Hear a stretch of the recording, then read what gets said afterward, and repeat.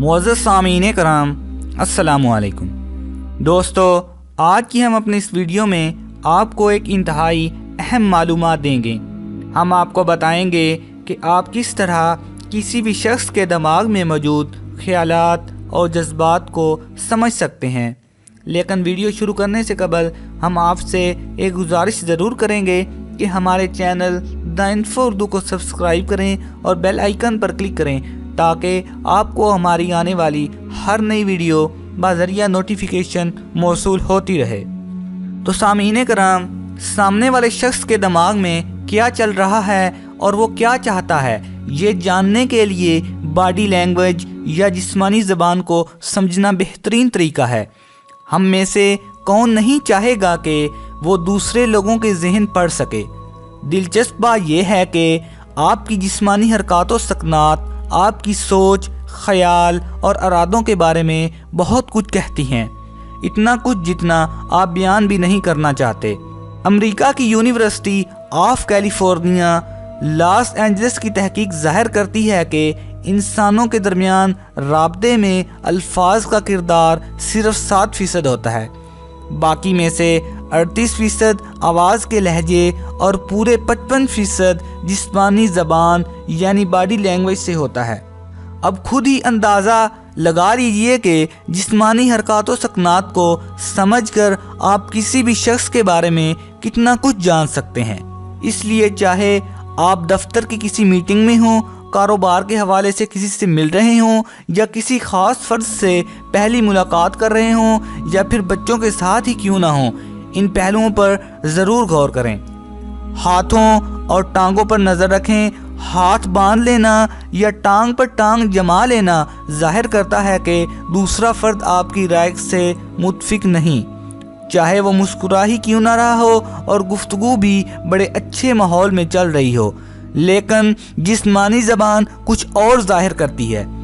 Gerard नेरनबर्ग और Henry कालिरो ने body language के हवाले से अपनी किताब के लिए 2000 से ज़्यादा गुफ्तगुओं की वीडियो बनाई और पाया कि इन तमाम मुलाकातों का नतीजा अदम इत्फाक पर निकला, जिसमें फरीकैन टांग पर टांग जमा कर बात कर रहे थे। नफ्सियाती तौर पर देखा जाए तो हाथ बांध लेना या टांग पर टांग जमा लेना जाहिर करता है कि एक शख्स ज़हनी, जज्बाती और जिस्मानी तौर पर इस चीज़ से खुद को रोके हुए है जो इसके सामने है। याद रखें, ये हरकत कोई इरादतन नहीं करता। हकीकी मुस्कुराहट, जब कोई मुस्कुराए तो उसके लब तो धोखा दे सकते हैं लेकिन आंखें कभी भी धोखा नहीं देती। हकीकी मुस्कुराहट आंखों तक जा पहुंचती है और इसके गिर्द झुर्रियां बना लेती हैं। लोग अपनी हकीकत, सोच और एहसासात को छुपाने के लिए भी मुस्कुराते हैं। इसलिए जब भी कोई आपके सामने मुस्कुराए तो देखें कि इसकी आंखों के किनारों पर झुर्रियां हैं या नहीं। अगर ऐसा नहीं तो जान लें कि इसकी मुस्कुराहट कुछ छुपा रही है। दोनों एक पेज पर नहीं। क्या आपने कभी इसका मुशाहिदा किया है कि किसी मुलाकात के दौरान जब आप हाथ बांधते हैं या छोड़ देते हैं तो सामने वाला भी वही करता है, या फिर सर को किसी खास सिमत में घुमाने की भी कुछ देर बाद सामने वाला नकल करता है? अगर ऐसा है तो ये बहुत अच्छी अलामत है। जब हम एक दूसरे से इत्फाक करते हैं तो गैर इरादी तौर पर इसी की नकल करने लग जाते हैं। ये जाहिर करता है कि गुफ्तगू अच्छी सिमत में जा रही है और फरीक आपकी बात अच्छी तरह समझ रहा है और इसे कबूल कर रहा है। झूठी आंखें आपने अक्सर सुना होगा, ख़ास तौर पर बचपन में, कि नज़रें मिलाकर बात करें। हमारे वालिदैन समझते हैं कि किसी की आंखों में आंखें डालकर झूठ बोलना मुश्किल होता है और हकीकत भी ये है कि वो गलत नहीं कहते हैं। लेकिन अब ऐसा ज़माना आ गया है कि लोग आंखों में आंखें डालकर भी झूठ बोलने से नहीं झिझकते, लेकिन गलती से वो कुछ ज़्यादा ही ऐसा कर जाते हैं। वो इतनी देर तक आंखों में आंखें डालते हैं कि बुरा महसूस होने लगता है। बस यहीं पर वो पकड़े जाते हैं।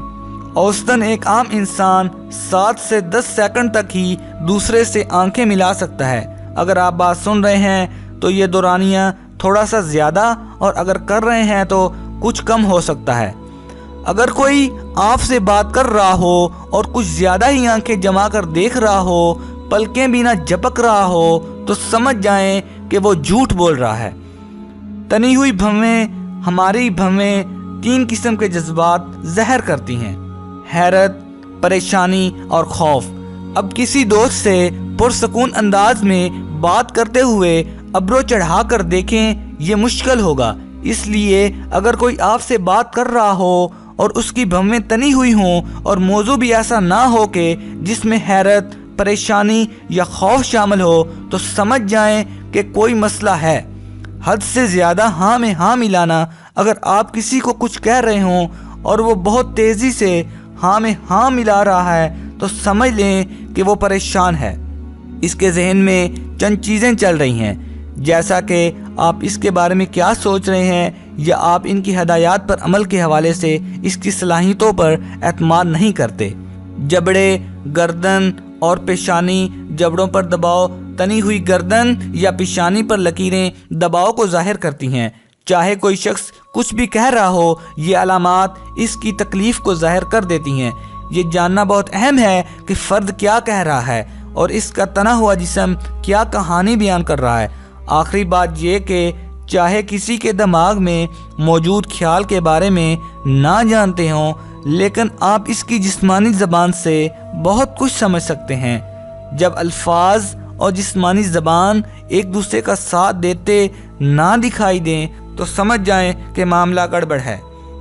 تو سامعین کرام، ہم امید کرتے ہیں کہ آپ کو ہماری آج کی یہ ویڈیو بہت اچھی لگی ہوگی۔ اگر آپ کو ہماری یہ ویڈیو اچھی لگی ہے تو پلیز لائک کریں، اپنے دوستوں کے ساتھ شیئر کریں اور کامنٹ باکس میں کامنٹ ضرور کریں۔ تو انشاءاللہ ملتے ہیں ایک نئی ویڈیو کے ساتھ، تب تک کے لیے اللہ نگہبان۔